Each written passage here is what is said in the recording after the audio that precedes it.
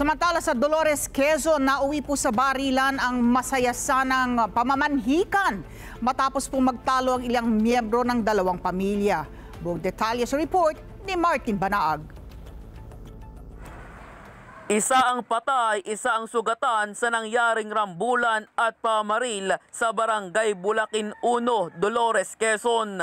Base sa investigasyon ng mga otoridad, may nagaganap na pamanhikan noon sa naturang lugar. Nagkaroon ng manitan na pagkatalo at rambulan hanggang sa gitna ng komosyon ay binaril ni alias Harold ang isa sa mga biktima na tinamaan sa kaliwang balikat na sugat nito, habang pinalo naman ni alias Ryan ang isa pang biktima ng matigas na bagay na siyang ikinasawi nito.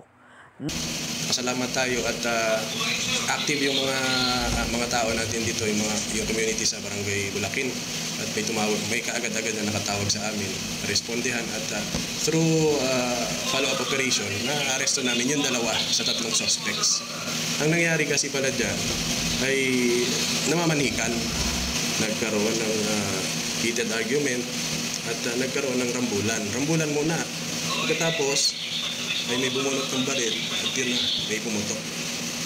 May isinugod sa ospital yung may tama ng baril, at tapos yung isa ay merong tama sa ulo, nahampas.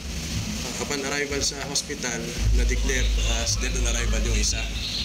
Naaresto sa pursuit operation si alias Ryan at patuloy nagpapagaling sa ospital si alias Arnold na isa sa mga humampas sa biktima, habang patuloy na pinagahanap ang isa pang suspect. Valid naman yung case natin kasi positively identified ni Clarence, yung isang wounded na victim natin, yung